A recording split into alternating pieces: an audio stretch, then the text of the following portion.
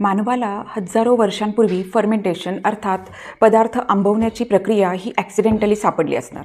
पण त्यामुळे पदार्थ प्रिझर्व्ह केला जातोय, टिकवला जातोय हे जेव्हा माणसाच्या लक्षात आलं तेव्हापासून तो ही प्रक्रिया फॉलो करू लागला.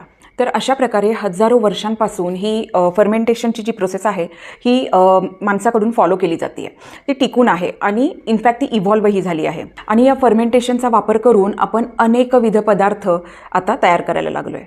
तर हे फर्मेंटेशन म्हणजेच पदार्थ आंबवणं या प्रक्रियेमध्ये नेमकं घडतं काय? तर फर्मेंटेशन करणं ही एक केमिकल प्रोसेस आहे ज्यामध्ये मायक्रो ऑर्गॅनिझम्सकडून अन्नपदार्थांमधील शुगर आणि स्टार्च यामध्ये काही केमिकल चेंजेस घडवून आणले जातात.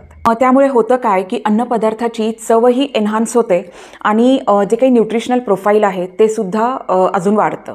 म्हणजे तो पर्टिक्युलर अन्नपदार्थ जिथे फर्मेंटेशनची प्रोसेस झालेली आहे तो अन्नपदार्थ अनेक पौष्टिक होतो, न्यूट्रिशियस होतो. म्हणजे एका वेगळ्या पद्धतीने सांगायचं म्हणलं तर या मायक्रो ऑर्गॅनिझम्सला आपण जर त्यांच्या आवडीचे पदार्थ खायला दिले, तुम्हाला माहिती असेल की जेव्हा आपल्याला दुधापासून दही लावायचं आहे, दही तयार करायचं आहे, तर त्यावेळी आपण काय करतो की दुधामध्ये, कोमट दुधामध्ये एक चमचाभर दही आपण छानपैकी मिक्स करतो आणि मग एक 8 ते 10 तास त्याला जर व्यवस्थित आपण झाकून ठेवलं, समजा रात्री दही लावलं तर सकाळपर्यंत दही हे तयार होतं. तर आता हे एक चमचाभर दही आपण जेव्हा दुधामध्ये मिक्स करतो तर त्या दह्यामध्ये असतात जिवंत मायक्रो ऑर्गॅनिझम्स ज्यांच्याद्वारे काही केमिकल चेंजेस या दुधामध्ये केले जातात आणि त्यामुळे त्या दुधापासून दही तयार होतं. तर अशा पद्धतीने जेव्हा या मायक्रो ऑर्गॅनिझम्सला त्यांच्या आवडीचं खायला आपण जर दिलं तर मग हे मायक्रो ऑर्गॅनिझम्स त्या अन्नाचा उपयोग स्वतःच्या फ्युएलसाठी करतात आणि इन रिटर्न आपल्याला देतात एक अतिशय पौष्टिक असा पदार्थ. सेम उदाहरण आहे इडलीच्या बॅटरचं. जेव्हा आपण डाळ आणि तांदूळ भिजवून त्याची पेस्ट करून जेव्हा फर्मेंट होण्यासाठी ठेवतो तेव्हासुद्धा त्याच्यामध्ये ह्याच मायक्रो ऑर्गॅनिझम्समुळे जे काही रासायनिक बदल केले जातात त्याचा परिणाम म्हणून आपल्याला एक छान इडलीचं बॅटर तयार झालेलं दिसतं. जेव्हा हे फर्मेंटेशन अगदी व्यवस्थित पद्धतीने होतं त्यावेळी हे पीठ फुगून वरती येतं आणि इडलीसुद्धा अतिशय हलकी स्पंजी होते. तर हे आहे त्यामागचं सायन्स. तर अशी ही फर्मेंटेशनची प्रोसेस आपल्या आरोग्यासाठी अतिशय आरोग्यदायी आहे. फक्त एकच गोष्ट आहे की या सगळ्या प्रक्रियेला थोडासा वेळ द्यावा लागतो आणि त्यासाठी असते आवश्यकता ती म्हणजे खूप साऱ्या पेशन्सची. पण हा जर पेशन्स आपण ठेवला, थोडीशी वाट बघितली तर जो काही मिळणारा रिझल्ट आहे तो आपल्यासाठी अतिशय आरोग्यपूर्ण असा असणार आहे. आता बघूयात की काय फायदे आहेत या फर्मेंटेड फूड खाण्याचे. आपल्या इंटेस्टाईनमध्ये खूप सारे ट्रिलियन्समध्ये मायक्रो ऑर्गॅनिझम्स असतात. तर हे मायक्रो ऑर्गॅनिझम्स आपल्या पचनासाठी हेल्प करत असतात. म्हणजे ते आपल्यासाठी खूप उपयोगी असतात आणि जेवढे हे वेगवेगळ्या प्रकारचे असतील तेवढं आपलं डायजेशन हे चांगलं होणार आहे.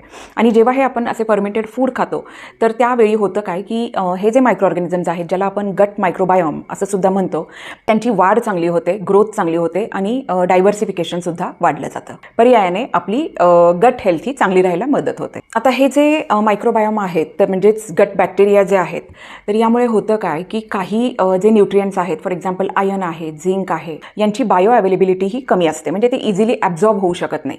तर या गट बॅक्टेरियामुळे हे जे न्यूट्रिएंट्स आहेत हे ॲब्झॉर्ब करायला शरीराला सोपं जातं. याने आपल्याला कुठलीही डेफिशियन्सी होणार नाही याची काळजी घेतली जाते. या फर्मेंटेड फूडमुळे आपली ब्लड शुगर लेवल ही मॅनेज केली जाते.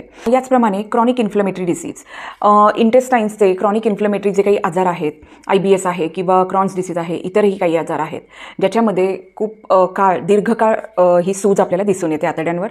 तर हे सगळं कमी करायला सुद्धा या फर्मेंटेड फूड्समुळे खूप मोठी मदत आपल्याला होऊ शकते. तर अशा पद्धतीने आपलं गट आपल्याला जर हेल्दी ठेवायचं असेल, म्हणजेच आपली इंटेस्टाईन्स, आपली डायजेस्टिव्ह सिस्टीम जर आपल्याला हेल्दी ठेवायची असेल, पर्यायाने आपलं आरोग्य चांगलं ठेवायचं असेल तर नक्कीच फर्मेंटेड फूड आपल्याला आपल्या आहारामध्ये इन्क्लूड हे करायलाच हवं. आता कुठले हे फर्मेंटेड फूड जे आपल्याकडे इझिली अवेलेबल असतं, जे आपण आपल्या आहारामध्ये इन्क्लूड करू शकू ते आपण आता बघूयात.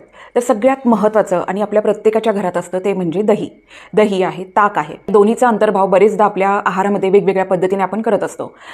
काही वेळा आपण फक्त दही खातो, नंतर काही वेळा कोशिंबीर खातो. तर अशा वेळी किंवा दह्यापासून ताक बनवून आपण पितो.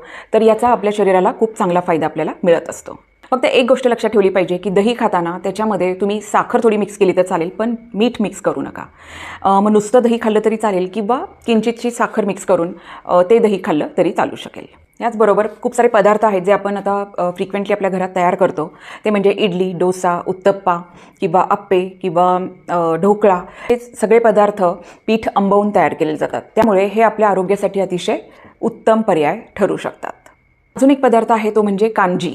तर कांजी ही बीटरूट आणि कॅरेट अर्थात गाजर तर यांच्या मिश्रणाने ते फर्मेंट करून मिश्रण अशा पद्धतीने तयार केलं जातं. आपल्याला खूप सारे आरोग्याचे फायदे हे मिळू शकतात. तसेच भारतामध्ये काही ठिकाणी दूध फर्मेंट केलं जातं, त्याच्यापासून काही पदार्थ केले जातात किंवा तांदळाचं पाणी म्हणजेच तांदूळ फर्मेंट करून त्यापासूनही काही पदार्थ तयार केले जातात. तर हे सगळेच अतिशय चांगले आणि खूप आरोग्यदायी असे सोर्सेस आपल्या हेल्थसाठी आहेत. आपण नक्कीच याचा समावेश आपल्या आहारामध्ये करायला हवा. तर अशा या फर्मेंटेशन प्रोसेसमुळे जो काही आपण पदार्थ तयार करतोय फायनल, तर तो पदार्थ एका वेगळ्याच फ्लेवरमध्ये आपल्याला चाखायला मिळतो, जो फ्लेवर आपल्या दुसऱ्या कुठल्याही कुकिंग टेक्निकपासून आपल्याला मिळणार नाही आहे. तर या फर्मेंटेशनमुळे फूडचं ॲक्च्युली एक प्रकारे एजिंग होतं आणि या फूडपासून आपला जो गट मायक्रोबायोम आहे तर याच्यामधला बॅलन्स साधायला अतिशय मोठी मदत होते आणि पर्यायाने त्यांचं डायव्हर्सिफिकेशनही वाढतं आणि आपली गट हेल्थ चांगली राहायला आणि त्यामुळे आपली इम्युनिटी चांगली राहायला आपल्याला खूप मोठी मदतही मिळते. तर पूर्वीपासून लोक वेगवेगळ्या कारणांसाठी फूड फर्मेंट करत आलेले आहेत. मे बी त्याचा फ्लेवर एनहान्स करण्यासाठी किंवा ते जास्त पौष्टिक व्हावं, हेल्दी व्हावं म्हणून किंवा आउट ऑफ क्युरिओसिटी, कारण काही का असेना. पण जेव्हा आपण फूडचं फर्मेंटेशन करतो तेव्हा तयार होणारा जो काही प्रॉडक्ट आहे तो अतिशय हेल्दी असतो आणि आपल्या आरोग्यासाठी हा चांगला असतो. त्याच्यामुळे नक्कीच आपल्या आहारामध्ये आपण फर्मेंटेड फूडचा अंतर्भाव हा करायलाच हवा. Well, that's it from my side. Hopefully तुम्हाला हा व्हिडिओ आवडला असेल, ही माहिती आवडली असेल तर नक्कीच अशाच माहितीसाठी माझं चॅनल सबस्क्राईब करा. हा व्हिडिओ तुमच्या फ्रेंड्स आणि फॅमिलीमध्ये शेअर करा. भेटूयात पुन्हा एकदा एका नवीन व्हिडिओमध्ये नवीन माहितीसोबत. Till then stay happy, stay healthy. Bye bye.